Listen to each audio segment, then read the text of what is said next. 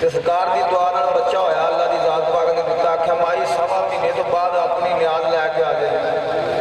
माई वो गल भुल गई। उस बच्चे को जो विआहण वास्ते आई तो समुद्र के बेड़ा डुब गया। तो सरकार ने बेड़ा जो बन्ने लाया, तो सरकार ने आख्या अपने जंज के बंदे भी गिन लै ते अपनी नूह का भी घुंड चुक के वेख लै। वो ही सारी जाते खिजर ख्वाज सरकार पुछते हैं जो ये बेड़ा रुड़िया तू कितने है। बाबा खिजर ख्वाज सरकार आते हैं कि ठल्ला उत्ते ठल्ला होंदियां सन, एक दूजी उत्ते चढ़ के या हजरत मैं भी मसा ही बचिया कई बूटे नूं फड़ के। तो उत्थे माई अनवर जो बेड़ा बनने लगा, वो ही बच्चा बाहों तो पकड़िया। गौस पाक सरकार ने पानी पर उछड़ता जिहड़ा समुद्र में रुड़ गया। सरकार का नारा मार दी। गौस पाक सरकार का किया